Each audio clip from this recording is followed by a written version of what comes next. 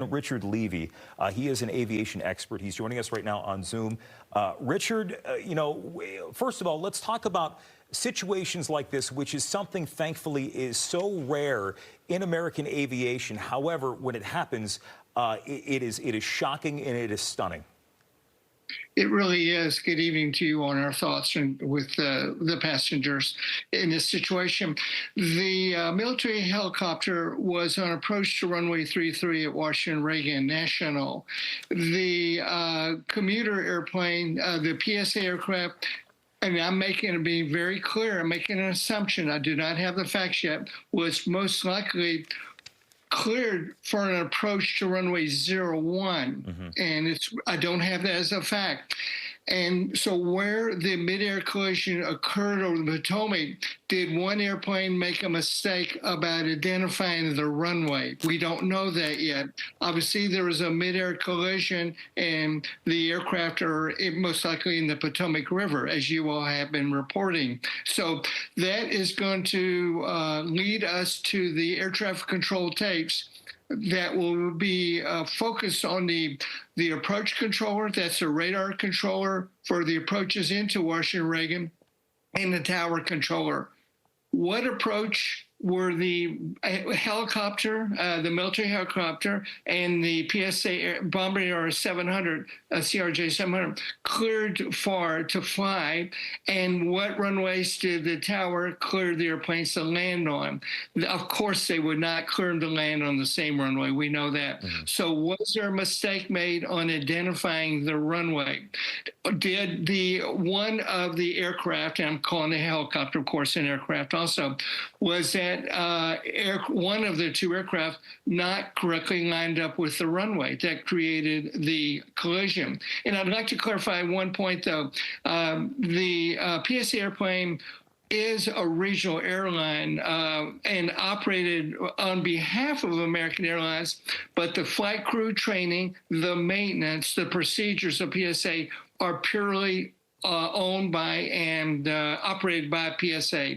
They are not trained at American Airlines. So I wanted to make that very clear. This is very usual, regardless of the major airline, Delta, United, and American, they have regional airlines, as we all know, that feed them and on thinner routes. And this is an example one from Wichita up to Washington Reagan.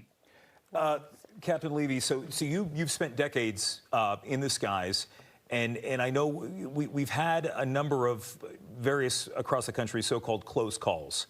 Right. And there is a certain belief that people know when you get on an airplane, you're putting your life in the hands of a captain, but you also know that we have a rigorous system of training and a rigorous system of safety protocol. We just mentioned the last time we saw a major incident at Reagan National was back in 1982 when Air Florida Flight 90 went down.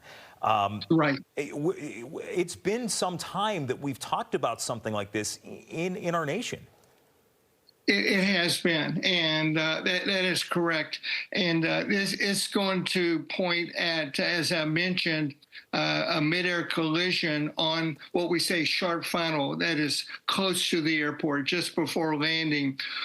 Who was cleared for what, and which airplane was in the right position, aircraft, I should say, the helicopter, the PSA, which was in the wrong position at the wrong time.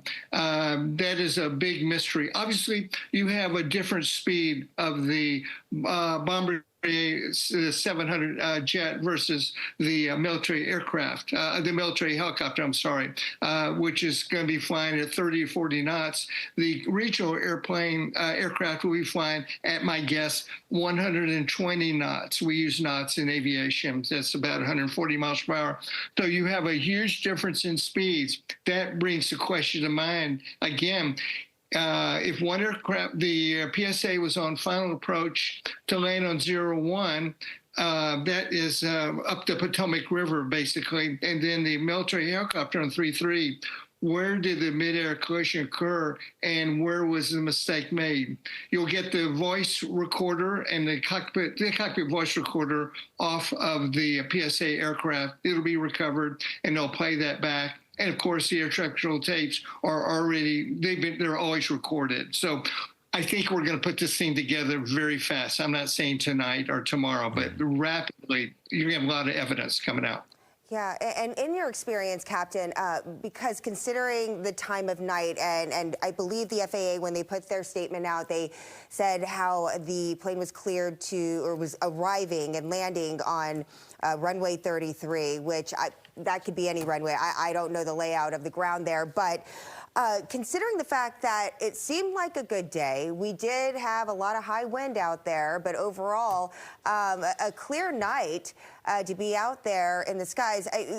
Visibility and issues, I mean, I know it's all preliminary right now, but in your experience, the possibility of something like this happening, choosing the wrong runway after being cleared for a certain one. I mean, what are the chances that that can happen, and what could be the factors involved?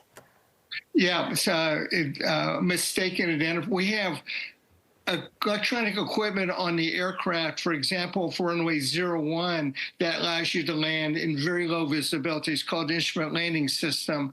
On runway 33, I haven't flown into Washington, Reagan. I flew internationally before I retired. In any event, it either has an ILS, which is very accurate, or an approach, to keep it simple for your listeners or viewers, that is based on GPS, global proximity systems.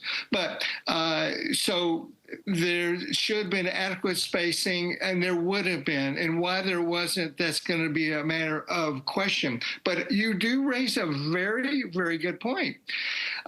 Regional airlines, larger, the 747s, 777s, Airbus, 737s, et cetera, and this regional airplane, they have TCAS, Traffic Collision Avoidance System, and it picks up an imminent collision, and you get an alert through the speakers on the in the aircraft. It says traffic, traffic. So you're seeing the other aircraft, even a helicopter. And then if a collision is imminent, now I'm not saying the next second, in about 20 seconds, it'll say climb, climb, or of course not descend, descend. You're very close to the ground, or so that's going to be a question. The TCAS is TCAS. TCAS, did the military aircraft, I flew military, but a military transport, and so I don't know if the military helicopter had the TCAS. That's a big question. Why didn't it go off and alert one of the crews? Go ahead. Captain Levy, I want to ask you one more question, then we have to go. When you're flying into DC airspace, I mean, you have low-flying helicopters. You have the question of, are they lit up? Are they visible? Is there much communication between military pilots and commercial pilots? Often military, for the obvious occurrence of situation with the White House right there, most of the communications are on the same frequency we call VHF. Military can use UHF, ultra high frequency, but normally around Washington, Reagan, everybody's going to be on the same frequency, and that brings up a good question. I'm hearing a helicopter cleared for an approach on near the same runway I'm on. That would make me be very concerned. All right. That is Captain Richard Levy, airline expert, joining us here on Fox 5. Sir, thank you very much for your insight, unfortunately, under these circumstances. We want to go to